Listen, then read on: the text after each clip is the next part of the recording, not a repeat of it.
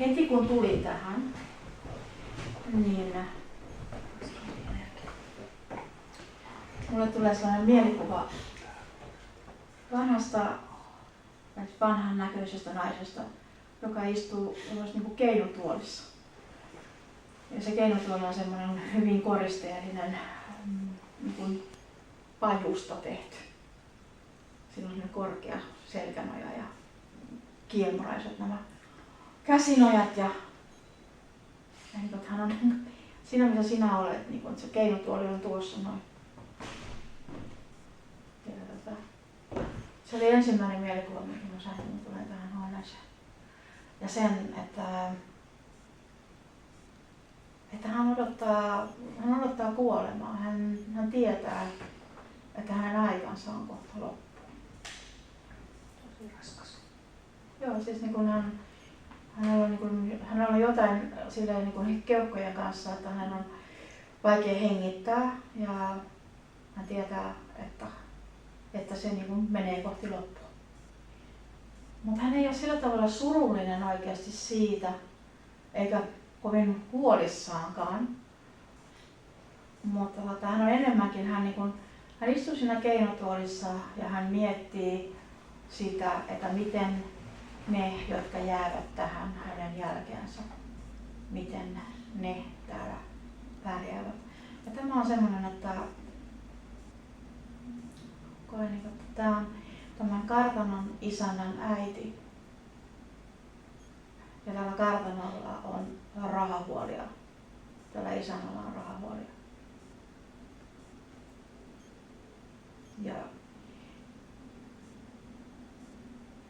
Ja sitä hän suree, hän murehtii sitä, miten hänen poikansa tulee pärjäämään tässä.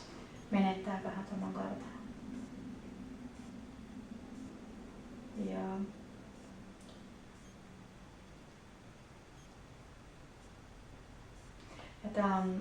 tämä on niin myöskin niin 1800-luvulla, 1800-luvun ihan niin sitä loppua.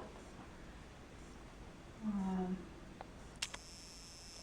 näytän, mikä saa sen vuoden.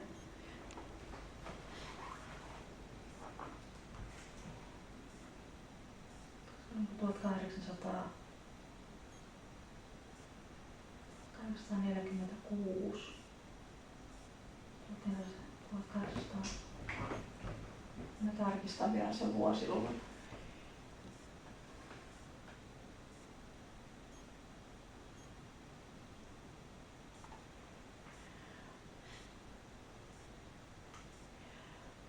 Mun tulee niin kuin eteen tulee sellainen vuosiluku kuin 1894.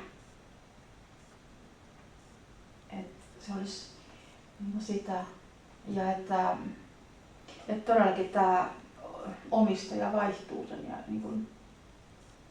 jälkeen, että kun tämä isoäiti on mennyt henkimaailmaan, niin sen jälkeen tämä omistaja vaihtuu. Eli tämä poika ei voinut pitää tätä.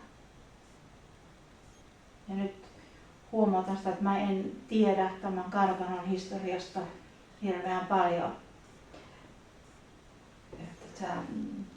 Tämä on ihan nyt suoraan sitä, mitä se tulee, sitä informaatiota hänen kauttaan ja siitä mitä näen, kun menen siihen aikaan.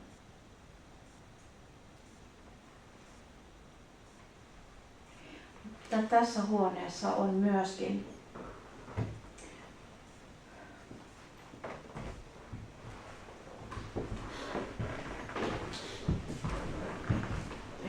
tällä seinällä on ollut sänky, lapsen sänky tai sellaisen nuoren tytön, ehkä joku 3-14-vuotias tyttö. Ja hän on hyvin sairas. Ja hänen sänky on tässä. Ja hänestä ollaan hyvin huolissaan. Ja tässä hänen äitinsä käy ja sitten tässä on hänen tätinsä eli äidin sisko käy tässä katsomassa. Ja tämä tyttö on halvaantunut. Todennäköisesti tämä on polio, hän on polio, koska mä näen sillä tavalla, että jalat surkastuu Ja hän on halvaantunut. Ja sitten hän kuolee tässä siihen, että niin kun keuhkot painuu niin kasaan, ne lakkaa toimimasta. Ja sydän pysähtyy sitten myöskin siinä. Se on niin kuin, tämä niin kuin tunnen tässä. Ja se, että jos tästä huoneesta joskus tulee sellaista, niin kuin, sellaista vähän niin kuin valituksen, itkun ääntä, tai se, että ihmiset tuntee sellaista ahdistusta, kun tulee tähän huoneeseen, niin se on tämän tytön itkua ja tämän tytön ahdistusta.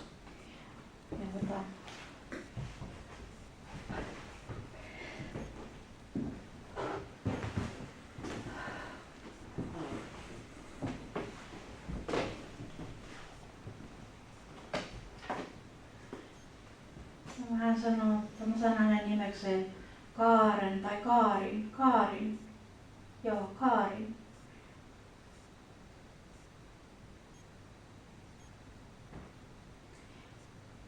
Rakas Kaarin, sinun on aika mennä sinne taivaaseen. Sinun on aika päästää irti nyt tästä tuskasta ja kivusta. Olet kärsinyt aivan tarpeeksi. Me olemme täällä auttamassa sinua. Minun nimeni on Pia ja minä haluan auttaa sinua.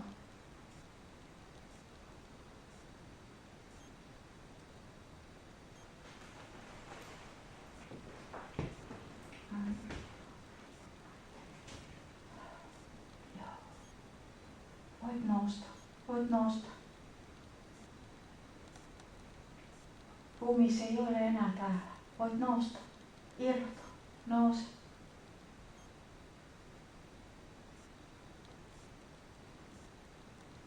Seuraa valoa. Seuraa enkeliä. Ihanaa. Mene vain. Mene vain. Hyvä.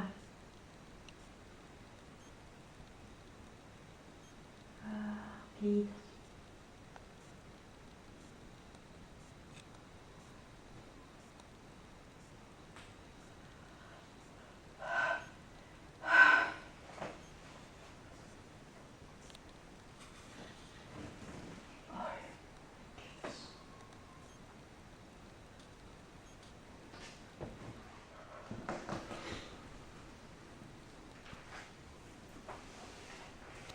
Nyt ihan mielelläni